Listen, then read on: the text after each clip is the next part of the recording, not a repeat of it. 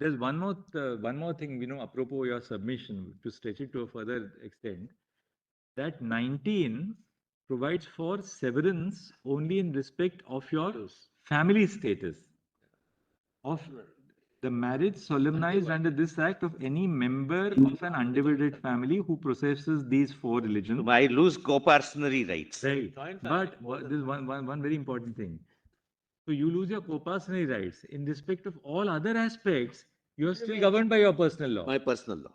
Yes. So despite 19 having said you lose your severance, there'll be a severance from the status of a family, 19 still holds intact the applicability of all other aspects of your personal law. Correct, my lord. I'm obliged, my lord. That's the submission, my lord. Therefore, my lord, I have been respectfully urging that it may not be a choice while examining Special Marriage Act not to touch personal laws. It's intricately interwoven with. It is interwoven. The moment you get into 21A even, or even 19, succession is governed by the Hindu law, whatever it is. If it is Hindu, Hindu law. If it is someone else there, that concerned personal law, willy-nilly creeps in. Yes. So section 21(1)A is like that wormhole into which everything comes in.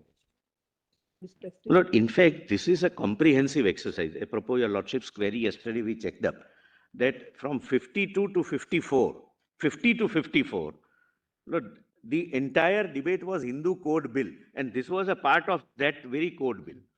And then they finally they bifurcated it. Yes. Into three parts. Into three parts. My lord, for Hindus, uncodified became codified, and for others, Special Marriage Act came. And my lord, there is an interweaving of, my lord, the provisions, my lord. Interweaving, my lord. I'm sorry. As they say, no, there's some kind of a cognateness to these enactments. Yes. So they are all, my lord, intertwined.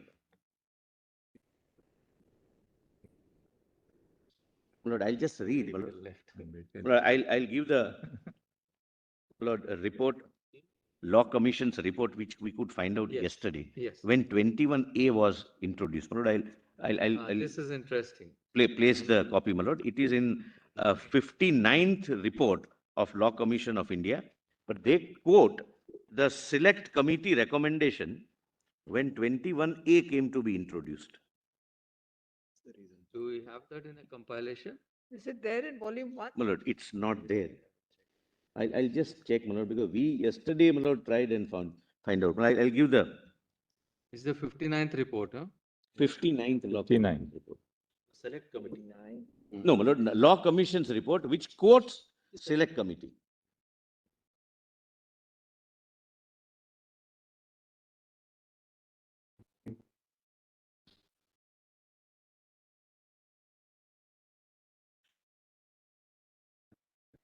He has not filed.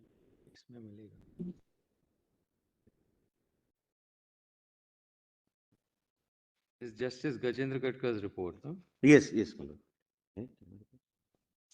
No, it's not there, my lord. I'll, my lord, place it within 10 minutes. All right. Allow me to Just read it.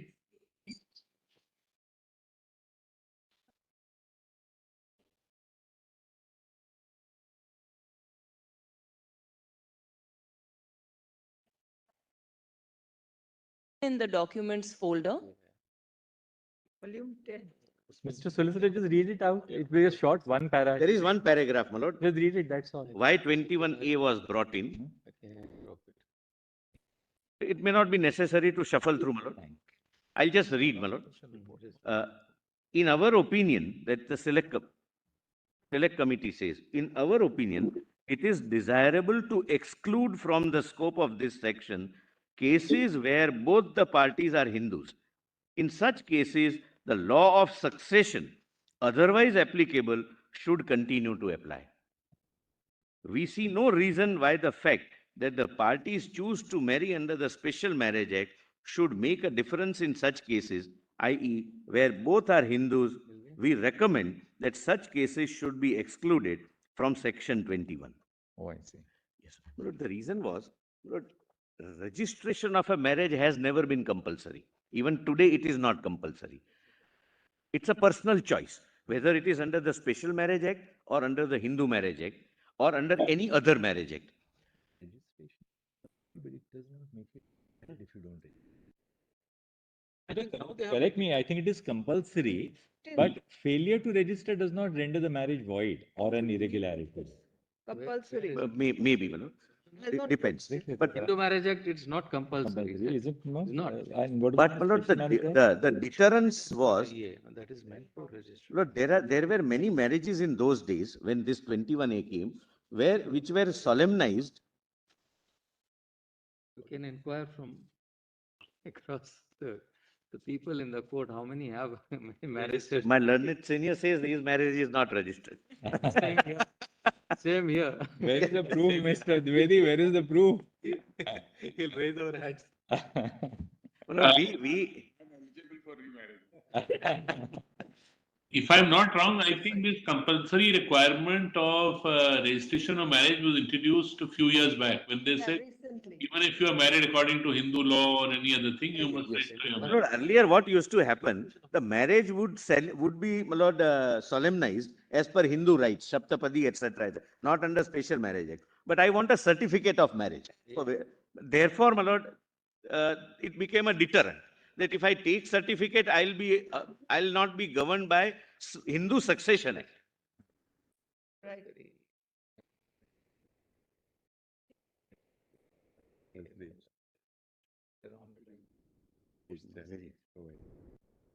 I think one state used to, it used to be State provision, there is no You know, national. There is in because of Tamil Nadu. 8.2, because of section 8.2. Yeah. 8.1 says the rules may be made, but 8.2 says that the state may make it compulsory. Yeah, yes. But it Tamil also Nadu. says that if you breach it, it will be only punishable with 25 rupees. Yeah, It does not affect the validity of the marriage. correct. 80% of marriages in the villages, they're not registered at all. Absolutely, you're right. Tamil Nadu, I think, made it compulsory, It is socially. if I'm not wrong. Mr. Datar, I think Relatives collect. and then Absolutely. it's known. Ordinarily. Tamil Mr. Nadu, it became compulsory But because of that form, no, self-respect marriages. Swayamvadayam. So that was made, I think, Right, section yeah. 7A or something was enacted. Otherwise, you have to take evidence of, show your wedding photograph album. And if you require a visa, Certificate from, you Pandit. require a marriage certificate. Only for visa, it was- Visa and other things. marriages could be solved. Lord, therefore, section 15 came. Section 15, my lord, is registration of marriage is solemnized under other laws. You can still get a registration, which may not be governed by 15 of the Hindu- registration. Hindu Marriage Act. No, my lord, Special Marriage Act, section 15. That is, of course, there. Your lordship has section 15. Yes. Yes. Any marriage celebrated, whether before or after the commencement of this act, other than a marriage solemnized under the Special Marriage Act or under this act, may be registered under this chapter by a marriage officer in the territories to which this act extends, if the following conditions as set is fulfilled, the husband and wife, etc., etc. So, my lord, if there is a marriage as per Hindu rights, not under Special Marriage Act, I can go and get it registered, my lord, under section 15.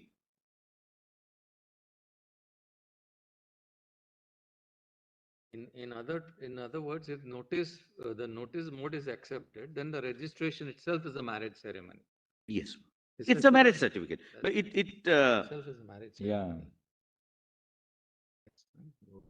Just go to the and get yourself registered. Yeah. And interestingly, you know, see how well that section is worded. Section 15 says any marriage celebrated. That's right. So celebrated Not would mean solemnized. anything, not solemnized, celebrated. You have celebrated the marriage. You Well, invited but 20 friends. recently, you my have lord, celebrated them. Datar told me that a week before, the marriage was 2-minute affair, I think. He attended a marriage, my lord, in Chennai. Called self-respect marriages. That's all. That's all. No other. And then you can get it registered here. I think if the lordship says Hindu has some 8A or something section where they have. 7A, I think it used to be there. Amendment. The Tamil Nadu amendment, no? Yeah. I think it's the second shortest, in this, Yes, yes, 7A, Tamil Nadu. After section Swayamvari. 7A. Yes, but that's a Tamil Nadu amendment. Malad. That's Yeah, in 60s, Swayam I Mari think the first, Swayam Mari Yathai marriage. I That is think it was Swayam. made in the 60s, right? 68, 68. 68. Yes, The first government of, after the DMK government. yes. after the 1967 with effect from 20th January 68.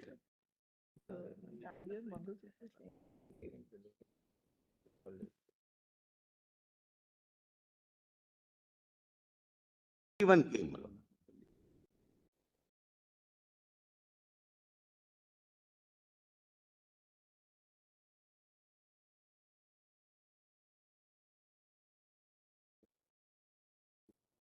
But Mangalsutra is the same.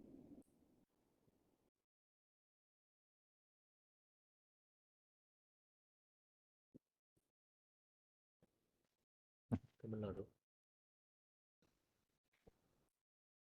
Yes.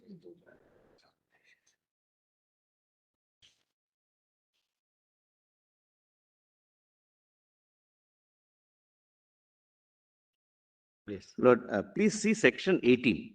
Why this was a deterrent and 21A had to be brought in. My marriage is solemnized as per Hindu rights or as per Muslim nikah right, whichever way. Interestingly, 15 also uses the expression husband and wife. Husband and wife. Well, there's more than once, my lord, they are husband. For example, my lord, your lordships may see 12.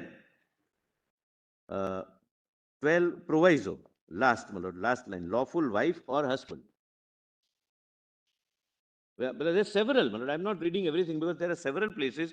My lord, but 18 Their says, contention, of course, was wherever it's husband and wife, treat it as spouses or person. yes, my lord, that, But your contention is that that's not enough. You will have to, because there are so many other interlanguages which you can't then you will have to restructure or redesign it's or. not according to you just a question of reading the expression person for husband and wife or just spouses or for husband and wife. Yes, my lord. Now, my lord, please come to the divorce. And there is some, my lord, substantial ground on that. Divorce, my lord, section 27.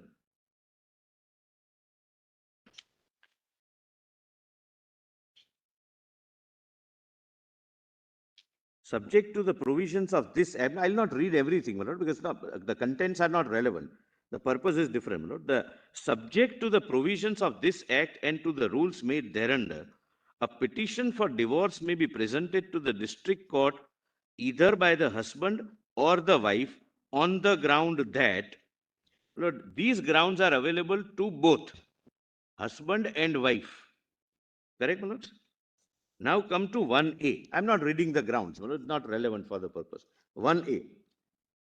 A wife may also present a petition for divorce to the district court on the ground that her husband has, since solemnization of the marriage, been guilty of rape, sodomy, or bestiality, that in a suit under section 80 of so-and-so, 125 of CRPC, so-and-so, a decree or order, as the case may be, has been passed against the husband, awarding maintenance to the wife, notwithstanding that she was living apart, and that since passing of such decree or order, cohabitation between the parties has not been resumed. Now, my lord, the answer to this was, by the other side, that let both have both the grounds for divorce. Lord, as I recollect correctly, Lord, when this was pointed out, that there are separate grounds available to both.